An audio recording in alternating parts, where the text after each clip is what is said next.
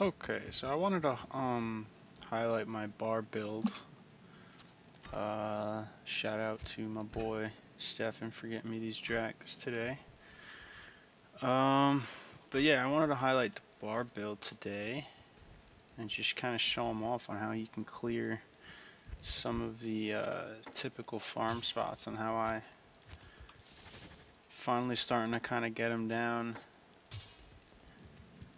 as far as like the key bindings and all that, and just, you know, getting the muscle memory down.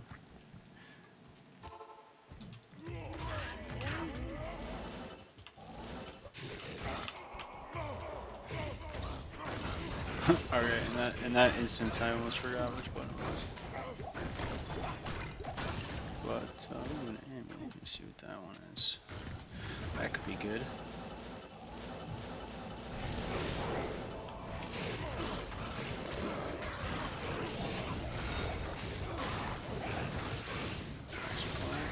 Good. All right.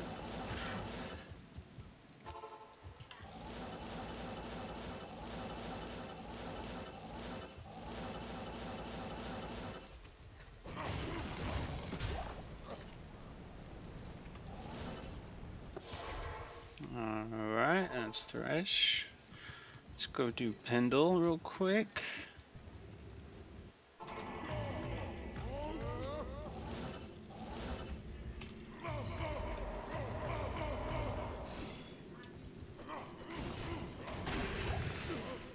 Nope, nothing there either. Jeez, I'm just not getting lucky with these guys today.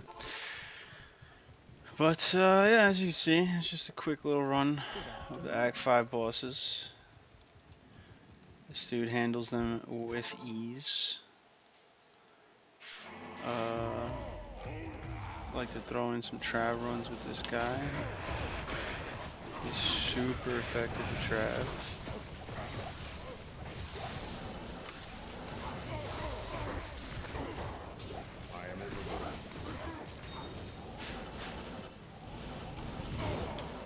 I like to just kind of drop a shout and then kind of come to this open space over here. Sometimes I can single out a couple guys.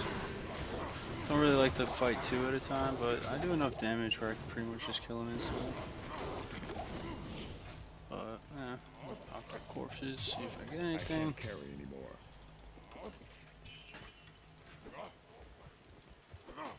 Of course, you guys just running away from me.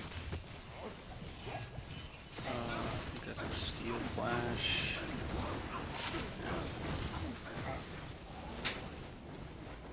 Destroy this wall, take the curse off, heal up a little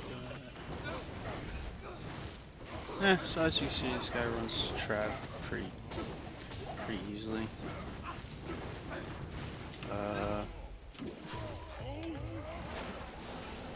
Go do the council over by Meth too, why not? Kind of highlight this guy's cast speed.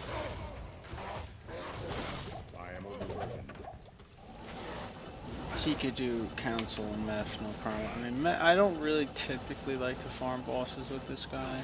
I think I still prefer my Sork for general boss killing.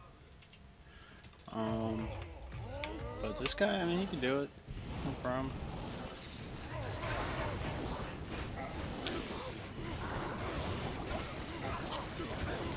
Pop a potion there, be on the safe side. Yeah, should be. This guy just fucking destroys everything. It's hilarious. And I'll go over the build a little bit so you can check it out. I got a High Lords from this chest yesterday, so definitely worth popping those.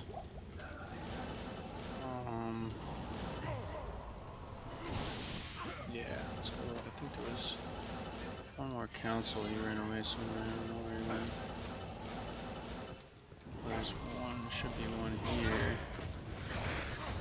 Is there really no more? Ah, here we go. Oof, fire, nothing. So yeah, I'll kind of show off how he does Meth. He's not too bad.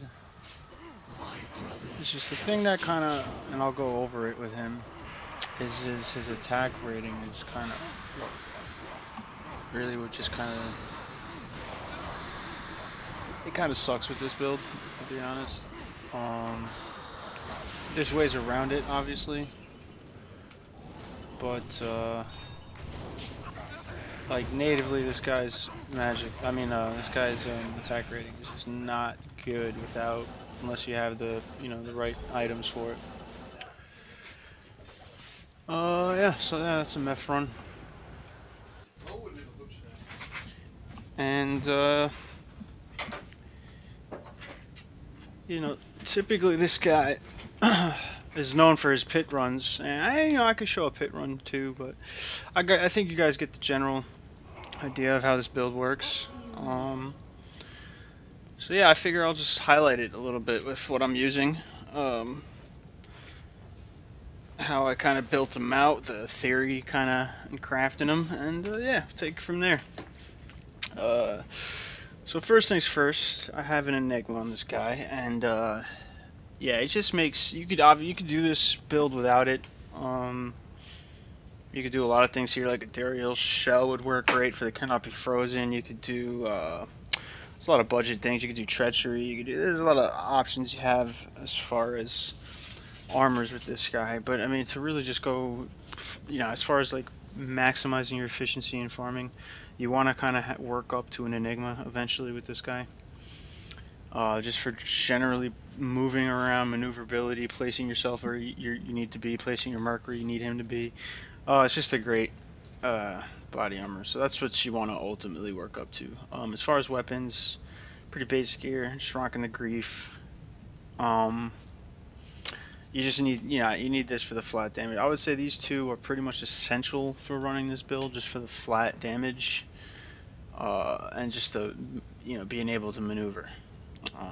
From there out, you pretty much have your way as far as how you want to build it out. Now, if you want to go MF, which is how you really should be rocking this build, you just go straight MF. Now, a lot of people, I'll start with the helm and the boots, because most people will go war traps, but because this build, like I mentioned before, suffers a little bit from attack rating, I decided to go two-piece IK.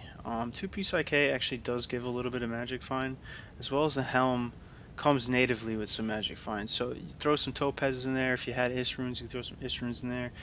And it's a pretty decent. I mean, you get 84 from the helm, and you're getting 25 there. So just the two pieces right here, you're getting 100% magic find.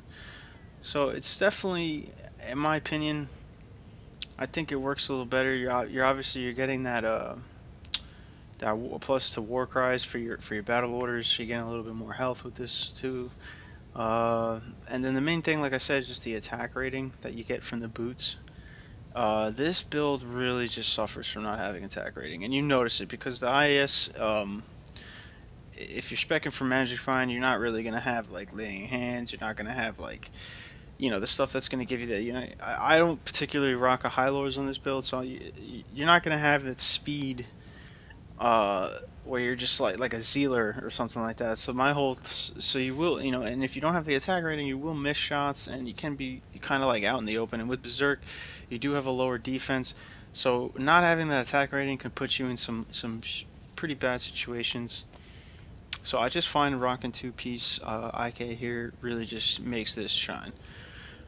Now originally I was rocking Ravenfrost for one of the rings here for the cannot be frozen. But what I don't like about Ravenfrost is that it adds that cold damage. So sometimes you're killing those enemies, and then they just shatter from the cold damage, and then you can't pop their corpse to get another fighting item and get a chance at finding items. So I opted to get the cannot be frozen from actually rocking just a basic rhyme shield, and I actually used this rhyme shield from, I believe I got it in normal Act 5, Act 4. I started using this, and it's not even like I didn't even bother getting a Monarch. I'm just sticking with a Kite Shield, just a rhyme rune word, and a Kite Shield for the cannot be frozen. And you know what comes with an extra 25% magic find and extra gold from monsters, which just synergizes really nicely with this build because you really want to. As you're farming up all these unique enemies, they're going to be dropping lots of gold, so it's just, and a lot of items, so it's just nice to to go with this option. I decided instead of the Ravenfrost. As far as belts, just a gold wrap for the 30 MF and shanties as well. 39 MF and a little bit of attack rating, a little bit of IAS from the gold wrap. So these are like not bad items for a melee character, I would say. It's actually okay. And yeah, that's pretty much it. And then getting to the bread and butter. Now I use dual wizard spikes for teleporting around and shouting, but that only brings me to 100 faster cast, so I do still need that 5%. So I get it actually from this amulet. I'm probably gonna at some point make a caster amulet, craft one up and try to get one for a barb, just so I can hit that break point. But this one is just so, I really like it because I mean, it doesn't have the plus skills, but just the fact that it's a 40/40 res and then it comes with some damage reduction on there. I like it. I think it's a great aim, and it works fine with this build, honestly. Because really, you just need this for the cast rate more than anything. So once you get that, it's kind of like you're in the sweet spot with this build. And you know, as you saw, so performs very well. As far as charms go, 35 Geeds, and then the rest, I do have a +1 of War Cries, and then pretty much everything else is just Magic Find charms. I did find some 11 MF Grand Charms, these are the most I've ever seen so far since I've been playing D2R. I'm sure there's, you know, bigger ones, but yeah, that's pretty much it. Fortunately, I don't have a Barb's Torch. I'm rocking a Druid's one, but it is a 2019, so it does have some decent res roll, all at rolls and all res rolls, so can't go wrong with that. Plus, you still get that 5% chance for Firestorm, which is always nice for the AOE. That always comes in clutch. Yeah, and that's pretty much the build. As far as stats go, strength and dex, just enough for gear. There is a weird bug that I've noticed with Grief. Like, if you decide to do an offhand weapon here, so like some people will do like a 6-socketed Ist Blade, or they'll do like an Alibaba, or they'll do some sort of MF offhand. I was using for a while, I was using Heart Carver. There is a weird glitch where if you don't have enough dex spec for Grief, it requires 136. If you don't have your base dexterity, so you see how it says 136, if you don't have this base at 136, even if you get past the 136 mark with items, for whatever reason, if you're rocking 2 weapons, it will not allow you to have Grief in your main hand. It will keep putting Grief into your offhand. It's a weird glitch. I don't understand why that works. Like I said, you can get the dex points using gear. You can get over that 136, but it won't work unless you have the base value at 136. That's the only way to rock Grief in with 2 weapons essentially. Which I just, it's annoying to say the least. But yeah, so once you get that, then just basically the rest into Vitality. I am only a level 84, so I'm still got a long way to go. As far as skills go, we're doing basically 1 into everything just to get to Bash, into Berserk. Then you max Berserk here, Combat Mastery, max Sword Mastery, 1 into these guys, max out Howl. For over here is kind of where I just decided to distribute points a little bit differently than normal, so I kind of realized like maxing find items kind of not the way to go, because after 50% it's pretty like, just in my opinion, just a diminishing return to kind of like the value of your skill points at that point.